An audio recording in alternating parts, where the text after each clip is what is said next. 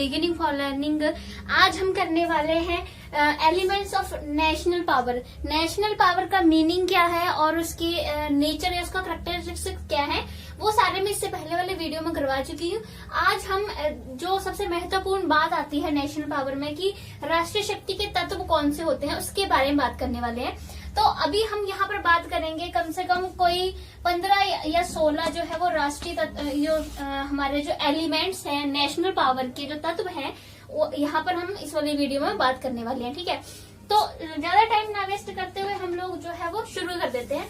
देखो, जो national power के जो तत्व हैं यानी जो एलिमेंट्स हैं, उसको लेकर अलग अलग विद्वानों ने अपनी अलग अलग राय दी, मतलब अलग अलग तरह के उन्होंने एलिमेंट्स जो है वो बताए हुए हैं। तो हम यहाँ कुछ प्रमुख एलिमेंट जो है, प्रमुख तत्व हैं, उनके बारे में बात करेंगे। लेकिन पहले एक दो विद्वानों के हम राय जो है जान लेते हैं कि उन्होंने किस तरह से एलिमेंट्स को बताया है। जैसे कि हांस जे मोरगेन्सो, हांस जे मोरगेन्थो,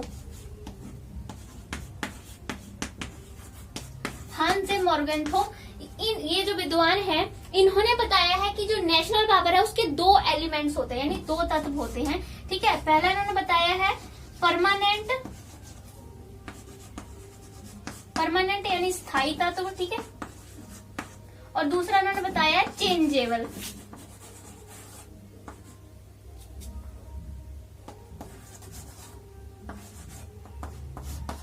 ठीक है, चेंजेबल यानी जिसको कहते हैं परिवर्तनशील।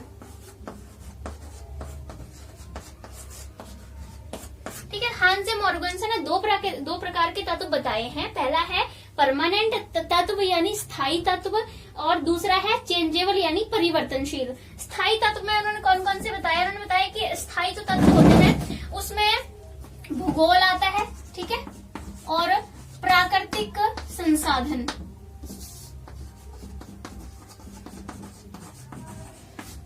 प्राकृतिक साधन या संसाधन या भूगोल, ये दो बताया उन्होंने कि स्थायी जो तत्व होते हैं वो भूगोल और प्राकृतिक साधन है। और जो परिवर्तनशील तत्व होते हैं उसमें उन्होंने बताए हैं जैसे आर्थिक विकास। ठीक है, आर्थिक विकास हो जाएगा, और सैनिक तैयारी, ये उन्होंने परिवर्तनशील तत्व बताए हैं। सैनिक तैयारी, और जैसे हम इसमें और बात कर सकते हैं जनसंख्या। ठीक है, जनसंख्या, और इसमें राष्ट्रीय चरित्र।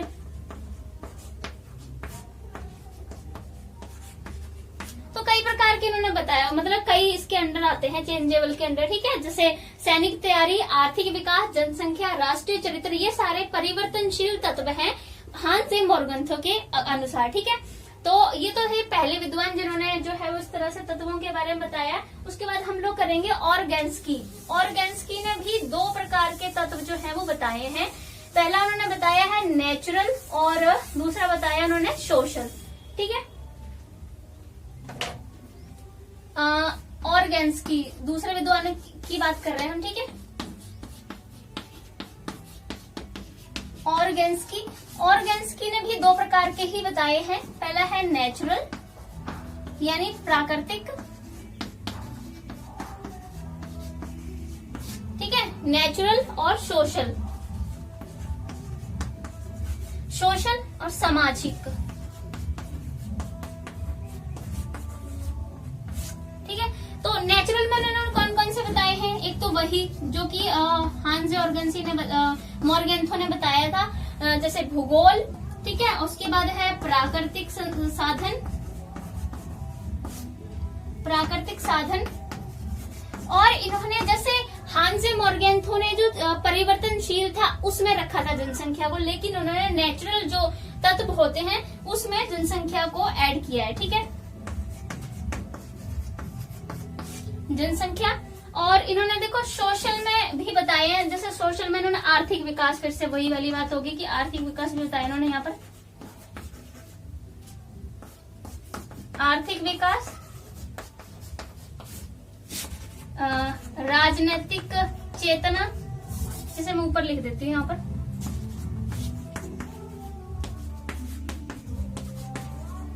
राजनीतिक चेतना, राजनीतिक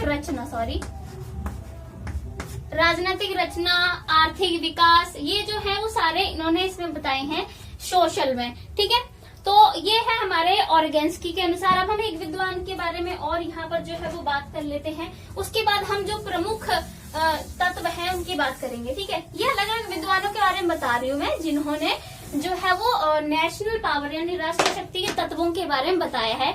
अब है उसके बाद है डॉक्टर महेंद्र कुमार, ये तीसरे विद्वान के बारे में बता रही हूँ मैं। डॉक्टर महिंद्रा कुमार ने 3 प्रकार के तत्व बताए हैं। ठीक है, पहला है नेचुरल एलिमेंट, सोशल एलिमेंट और आइडियोलॉजिकल।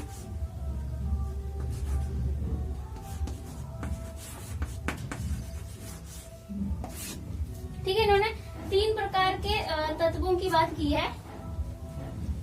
एलिमेंट्स, आप इनको साथ में एलिमेंट्स लिख देना, ये रह गया था यहाँ पर। ठीक है, तो डॉक्टर महिंद्रा कुमार ने 3 प्रकार के तत्व बताए। नेचुरल यानी प्राकृतिक, सामाजिक और विचारात्मक। ठीक है, विचारात्मक यानी आइडियोलॉजिकल। तो ये तीन प्रकार के बताए हैं। नेचुरल में वही पिछले वाले सारे तत्व बताए हैं जो कि अभी ऑर्गेन्स्की ने बताए थे। भूगोल, प्राकृतिक साधन, जनसंख्या, ये सारे इन्होंने बताए हैं प्राकृतिक यानी नेचुरल एलिमेंट में। ठीक है, सोशल में इन्होंने भी अभी वाले बताए हैं। आर्थिक विकास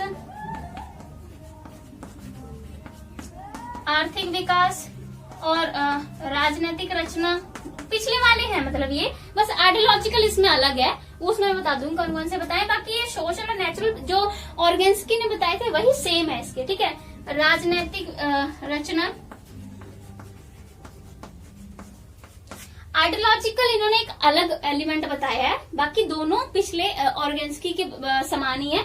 आइडियोलॉजिकल में इन्होंने क्या क्या बताया है, जैसे गुप्त सूचनाएं,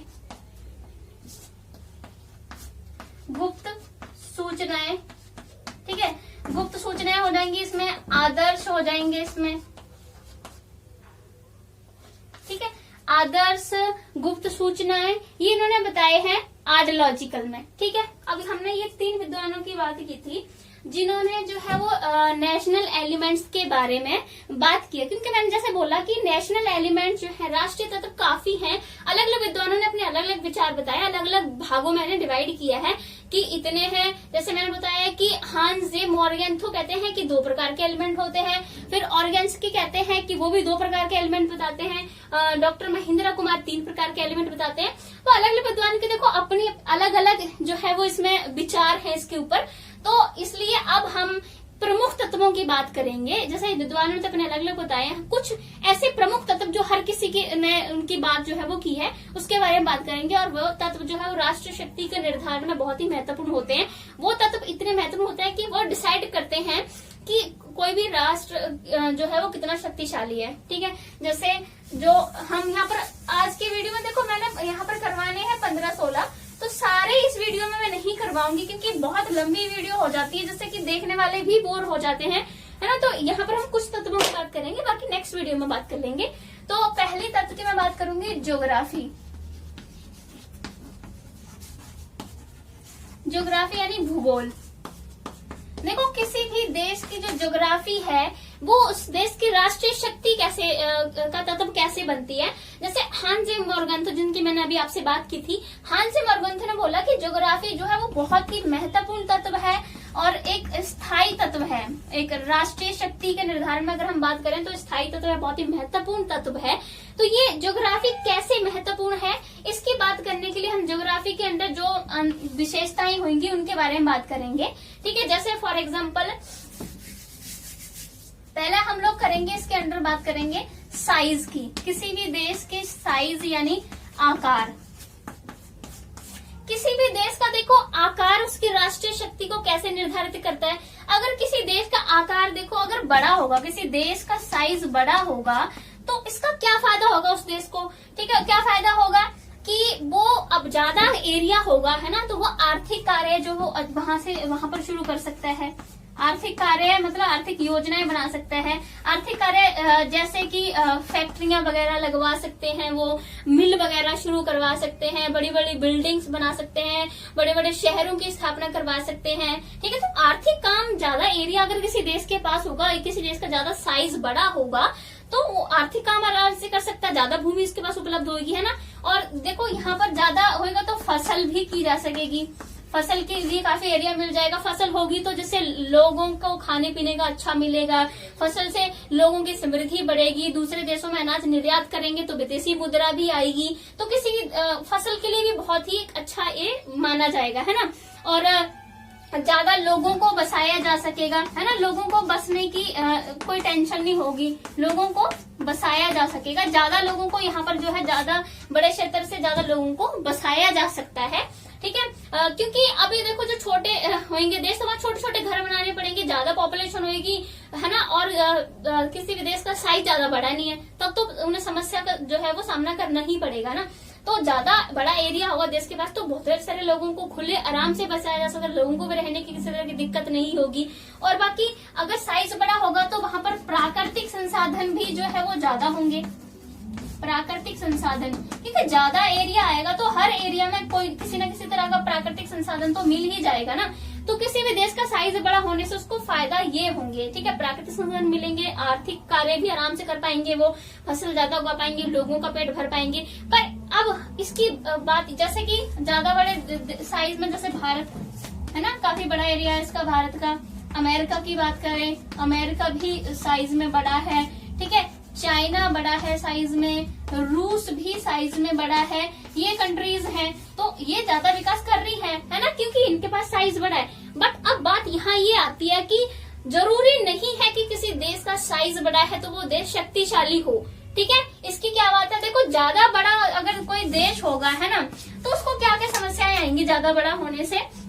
पहली जो समस्या आएगी सुरक्षा की, ठीक है, क्योंकि अगर ज्यादा बड़ा होएगा तो दूसरे देश आक्रमण करेंगे, तो सुरक्षा करना, छोटा एरिया पे उसकी सुरक्षा करना आसान होता है ना, ज्यादा बड़ा एरिया की सुरक्षा करना मुश्किल होता है। तो सुरक्षा की सबसे बड़ी प्रॉब्लम आएगी। सुरक्षा के लिए ज्यादा सैनिक चाहिए होंगे, ठीक है, ज्यादा सैनिक चाहिए तो उसमें देखो धन खर्च, सुरक्षा में ज्यादा हमारे पास जो है वो धन का खर्च जो है वो करना पड़ेगा उस देश को, ठीक है, ज्यादा धन खर्च होएगा।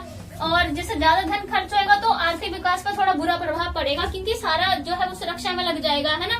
तो ये वाली सारी प्रॉब्लम जो है आ सकती है। और वही वाली बात है, जैसे मैं एग्जांपल दूं, जैसे मैंने बोला कि साइज में बड़े हैं, तो जैसे अगर मैं बात करूं जापान आपने सुना होगा, जापान देखो साइज में ज्यादा बड़ा नहीं है, ठीक है। इंग्लैंड की अगर मैं बात करूं, इंग्लैंड और फ्रांस की बात करूं, ये देश जो है इंग्लैंड, फ्रांस, जापान, ये साइज में ज्यादा बड़े नहीं, लेकिन फिर भी पावरफुल कंट्रीज है।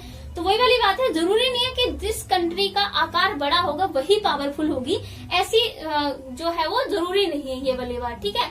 बट साइज ज्यादा बड़े होने के कुछ फायदे तो है ही, ठीक है, तो इस चीज को हम इग्नोर नहीं कर सकते हैं। जैसे जापान, देखो जापान ने 1905 की बात करूं तो जापान छोटा देश है, लेकिन 1905 में उसने सोवियत संघ को हरा दिया था। सोवियत संघ आपने सुना होगा, इनमें कोल्ड वॉर चला हुआ था, इतना साइज बड़ा था सोवियत संघ का, फिर भी 1905 में जापान ने उसे हराया, जो कि बहुत छोटा था साइज में। तो जरूरी नहीं है कि साइज बड़ा होगा तो उसको ज्यादा बड़ा साइज होने वाले देश को हम शक्तिशाली कहें, ऐसा जरूरी नहीं है। लेकिन साइज को हम इग्नोर नहीं कर सकते हैं उस देश के, ठीक है। तो ये तो हो गया ज्योग्राफी के अंडर, पहला हमने साइज की बात की। दूसरे हम बात करेंगे ज्योग्राफी के अंडर बात कर रही हूँ अभी मैं, पहले तत्व की बात कर रही हूँ ज्योग्राफी, उसके अंदर ये सारी चीजें आती हैं जो मैंने डिस्कस कर रही हूँ आपसे। पहला हमने साइज की बात की, दूसरी इसके अंदर हम लोग बात करने वाले हैं मैप की, यानी मानचित्र, ठीक है। मैप, देखो मैप जो है वो किसी देश के जो सीमाएं होती हैं उनके निर्धारण के लिए जो है मैप जो तो चाहिए। तो किसी भी देश के लिए अगर जैसे देशों के बीच में सीमा विवाद होते हैं तो मैप को ही मतलब कि जरिया बनाकर उन विवादों को सुलझाया जाता है। मैप में दिखाया जाता है कि वो जिस सीमा विवाद को लेकर दो देशों में विवाद हो रहे हैं, जिस सीमा को लेकर वो मैप में किसी और देश का हिस्सा है तो उस तरह जैसे अगर मैं अब भारत की बात करूं, कश्मीर है, ठीक है, कश्मीर, इसको लेकर भारत और पाकिस्तान है ना, भारत और पाकिस्तान में जो है वो तनातानी चलती रहती है हमेशा ही, इनमें युद्ध भी हुआ है कश्मीर को लेकर।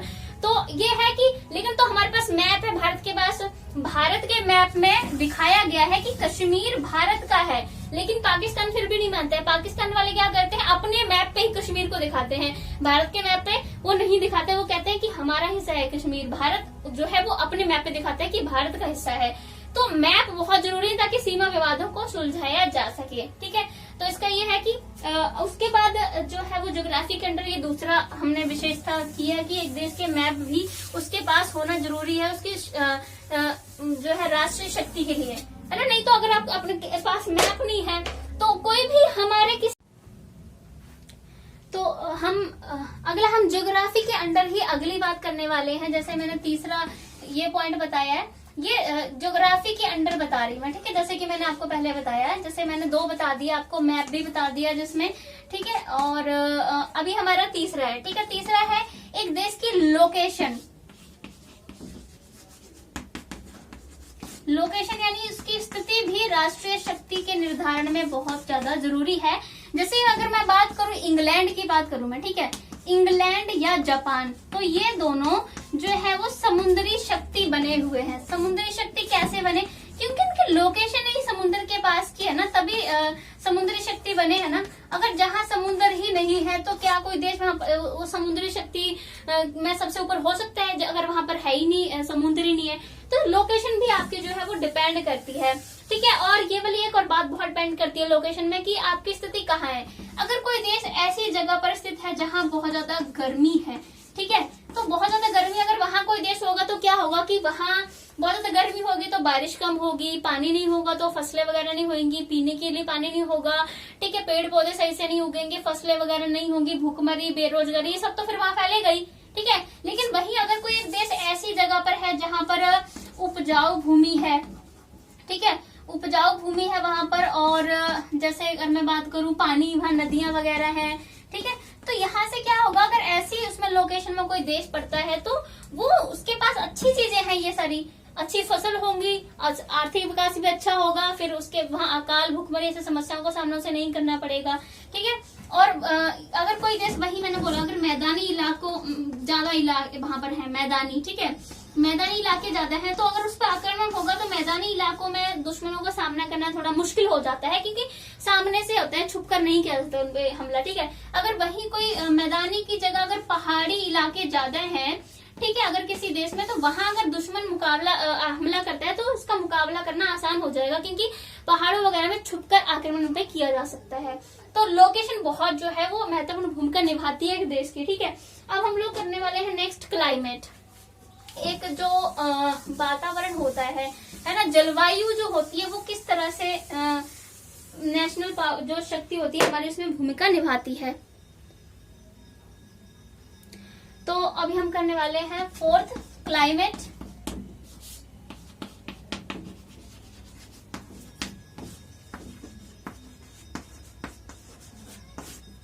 जलवायु, ठीक है।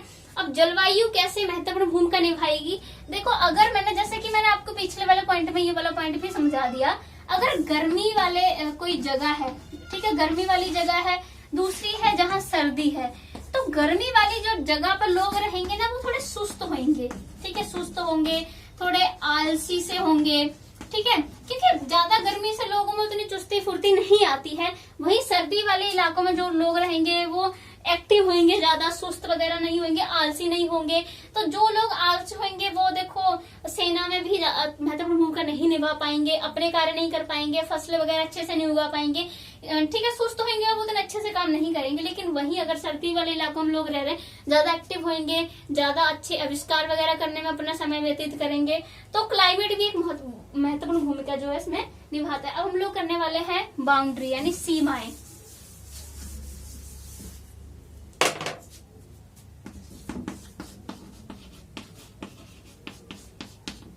सीमाएं यानी बाउंड्रीज। बहुत महत्वपूर्ण होती हैं। जैसे अगर मैं भारत की बात करूं, देखो भारत की सीमाएं काफी देशों से लगती है ना, तो इस चीज का इसको नुकसान है, क्योंकि अगर किसी देश की सीमाएं उन देशों से लगती हैं जो उनके मित्र हैं, मित्र राष्ट्रों से देश की सीमाएं लगेंगी तो आपको फायदा है ना, आक्रमण नहीं करेंगे। लेकिन ऐसे देशों से आपकी सीमाएं लगती हैं जो आपके शत्रु हैं, आप पे हमला करते हैं, तो देश को बहुत नुकसान होगा।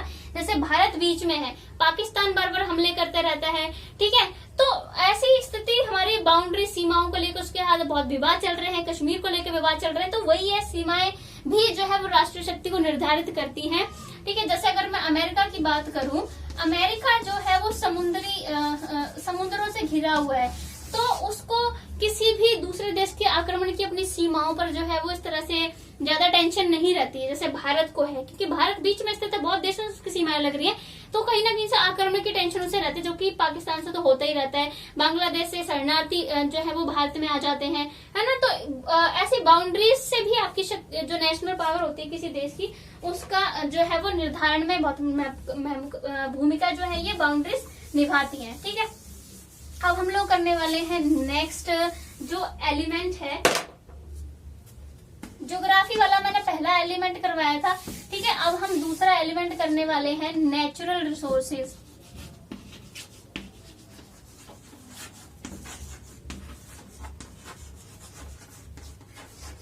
रिसोर्सेज प्राकृतिक संसाधन।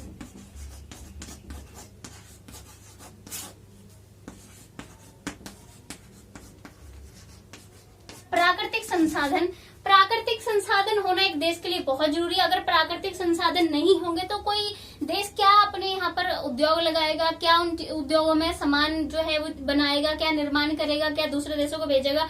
खुद के देश में अगर प्राकृतिक संसाधन नहीं होंगे तो चीजों का निर्माण नहीं होगा, दूसरे देशों से मंगवानी पड़ेगी। कुछ भी निर्माण करना है तो कच्चा माल दूसरे देशों से मंगवाना पड़ेगा, तो उससे बहुत जो है कोई फायदा नहीं होगा देश को। लेकिन खुद के पास अगर प्राकृतिक संसाधन है तो खुद भी निर्माण करो, दूसरे देशों को कच्चे माल के रूप में बेच सकते हैं, है ना। तो जैसे कि प्राकृतिक संसाधन में यहाँ पर किस किस की बात करें, जैसे भूमि।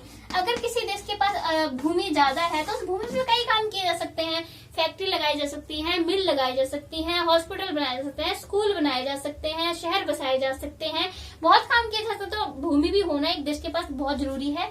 दूसरा है उपजाऊ भूमि होना जरूरी है। ये नहीं है कि भूमि तो है एक देश के पास लेकिन सारी भूमि बंजर है, उस बंजर भूमि का क्या फायदा, इसलिए उपजाऊ भूमि जरूरी है। उपजाऊ भूमि पर देखो अच्छी खासी फसलें होंगी, बागवानी की जा सकेगी, है ना, और तभी कोई फायदा है ना, नहीं तो अगर बंजर भूमि पे क्या फसलें की जाएंगी। तो उपजाऊ भूमि होनी चाहिए। बाकी जैसे मैंने बोला कि जंगल वगैरह होने चाहिए, ठीक है। और उपजाऊ भूमि पे देखो फसलें उगाएंगे तो फसलों से देश का भी पेट भरेगा, दूसरे देशों में निर्यात भी कर सकते हैं, दूसरे देशों का व्यापार कर सकते हैं।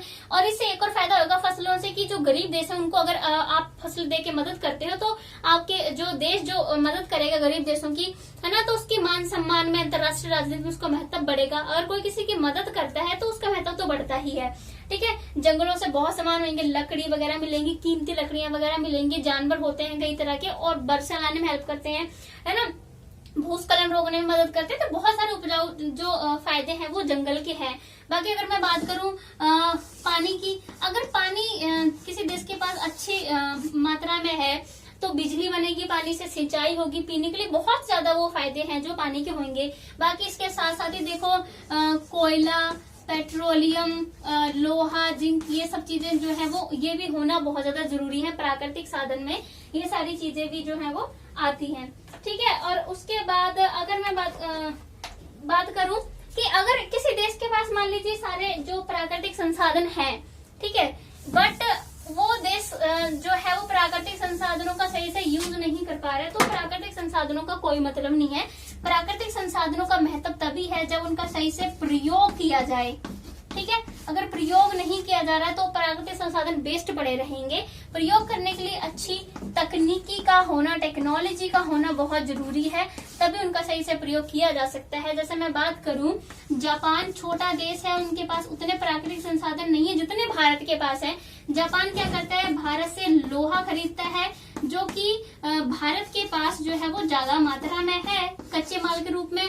जापान लोहा खरीदेगा भारत से, लोहे से वही हवाई जहाज, पानी के जहाज, इतना कुछ बना के, मशीनें वगैरह बना के वही भारत को करोड़ों रुपए में बेचता है। तो क्योंकि जापान के पास टेक्नोलॉजी है अच्छी यूज करने के लिए, तो फायदा तो जापान को हुआ ना। तो वही आपके पास टेक्नोलॉजी होना जरूरी है। अगर भारत और अमेरिका की मैं बात करूं तो इनके पास भारत, यूएसए, अमेरिका की बात करूं तो दोनों के पास लोहा और अगर मैं बात करूं कोयला, ये दोनों जो है वो बराबर मात्रा में है ऑलमोस्ट। लेकिन अमेरिका ज्यादा शक्तिशाली क्यों? अच्छी टेक्नोलॉजी है, अच्छे से प्राकृतिक संसाधनों का वो इस्तेमाल कर रहा है, इसलिए अमेरिका जो है वो भारत से ज्यादा शक्तिशाली है। तो प्राकृतिक संसाधन होना ही काफी नहीं है, उनका सही से इस्तेमाल करना भी जरूरी है, तभी प्राकृतिक संसाधनों का कोई यूज है। ठीक है, तो अब हम नेक्स्ट पॉइंट करने वाले हैं। नेक्स्ट पॉइंट अपन करेंगे, ये आई थिंक हमारा थर्ड पॉइंट है, पॉपुलेशन।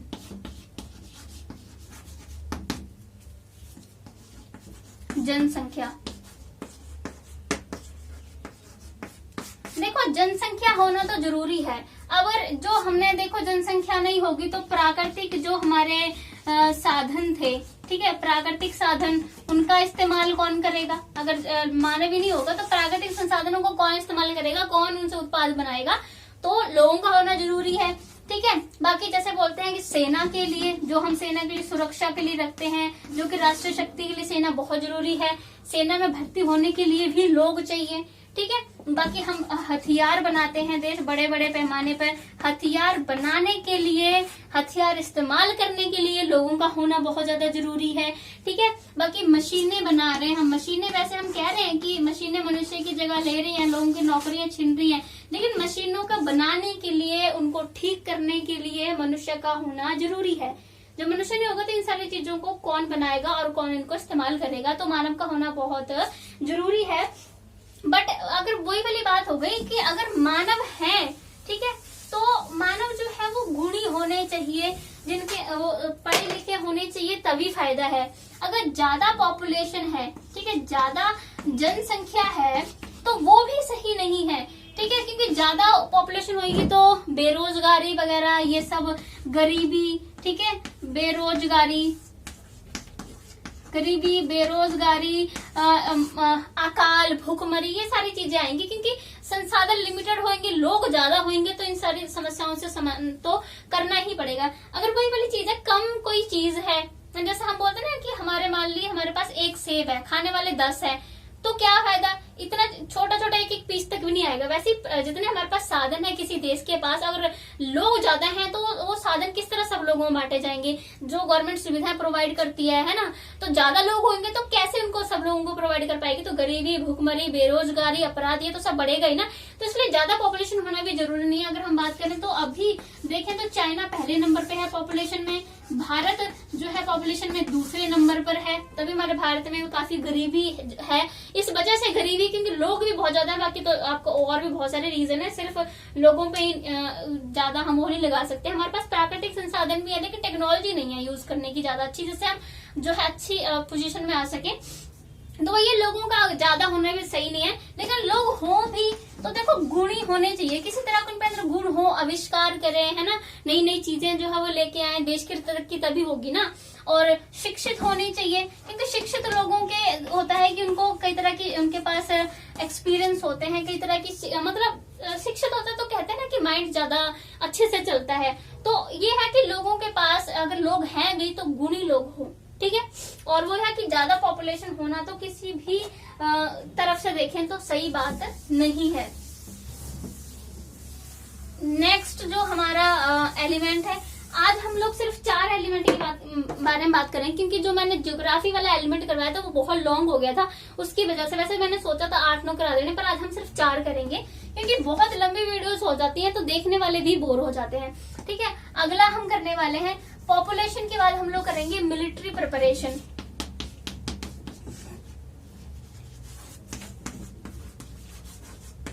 यानी सैनिक तैयारियां, ठीक है। मिलिट्री प्रिपरेशंस यानी सैनिक तैयारियां। सैनिक देखो, एक देश की सुरक्षा के लिए सेना होना बहुत जरूरी है। सीमा सुरक्षा भी सेना ही करेगी, ठीक है, और लोगों की सुरक्षा भी सेना ही करेगी, है ना। लोगों की सुरक्षा का दायित्व भी सेना के पास है। सीमा की सुरक्षा भी करेगी। आंतरिक वो होता है ना, देश के अंदर एक आंतरिक विद्रोह हो जाता है, ठीक है, तो आंतरिक जो विद्रोह है उसके लिए भी सेना की जरूरत है। आपने देखा जब ये आंदोलन होते हैं तो बहुत ज्यादा ही विद्रोह हो जाता है, आंदोलन बहुत ज्यादा बुरी घटनाएं होने लगती हैं, तब सेना को बुलाया जाता है। अभी किसान आंदोलन में भी आपने देखा कि पूरे पहले से तैनात कर रखे थे सैनिक हमारे। तो ये सेना तो बहुत ज्यादा जरूरी है। इसलिए आजकल जो देश है, क्योंकि एक दूसरे पर आक्रमण कर रहे हैं, कभी सीमा के लिए आक्रमण एक दूसरे पे कर रहे हैं, पानी के लिए कर रहे हैं, कभी प्राकृतिक संसाधनों के लिए एक दूसरे पर आक्रमण कर रहे हैं, तो इसलिए देखो सेना बहुत ज्यादा जरूरी है उस सुरक्षा के लिए। सेना की क्या विशेषताएं होनी चाहिए? देखो, एक तो है कि उनके पास टेक्नोलॉजी होनी चाहिए। पहली बार तो कि अच्छे शस्त्र हो, युद्ध का पूरा ज्ञान होना चाहिए, ठीक है, वो युद्ध रणनीति आनी चाहिए, अच्छे शस्त्र वगैरह हो, तभी मिलिट्री जो अच्छे से होगी ना।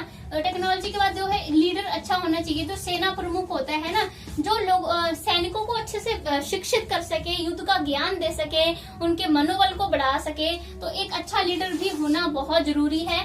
बाकी अगर हम लोग बात करें ability of the soldiers, ability यानी योग्यता, जो भी सैनिक है उनमें योग्यता अच्छी होनी चाहिए, मनोबल अच्छा होना चाहिए, युद्ध की पता हो, शस्त्र वगैरह कैसे चलाने, हथियार कैसे यूज करने, सब पता होगा तभी करेंगे ना। बाकी उनका और एक जरूरी है मोराल मतलब मनोबल भी जो है वो अगर सही नहीं होगा, सैनिकों का मनोबल ही ऊंचा नहीं है, तो क्या वो युद्ध में जा पाएंगे, है ना, एकदम डर जाएंगे वो। तो उनको प्रेरित करने वाला एक अच्छा लीडर भी होना चाहिए, उनका मनोबल ज्यादा होना चाहिए, देश भक्ति होनी चाहिए, देश प्रेम होना चाहिए, ठीक है। तो ये है हमारा मिलिट्री प्रिपरेशन, एक बहुत ही जरूरी एक महत्वपूर्ण तत्व है राष्ट्रीय शक्ति का। और आज तो हम 4 ही एलिमेंट करेंगे, किसके मैंने अबाउट 15 एलिमेंट करवाने हैं, तो अभी तो काफी एलिमेंट्स रह गए 11, वो हम नेक्स्ट वीडियो में करेंगे, क्योंकि ये जो आज मैंने एलिमेंट्स कराए हैं वो ज्यादा ही डिटेल में थे, बहुत बड़े बड़े इनके बारे में जानकारी थी, तो इसलिए आज मैंने बड़े बड़े पहले करवा दिए। जो और एलिमेंट्स बचे हैं उनमें इतनी ज्यादा इन्फॉर्मेशन नहीं है, तो हम उसे एक वीडियो में कवर कर लेंगे। तो thank you so much guys, keep watching.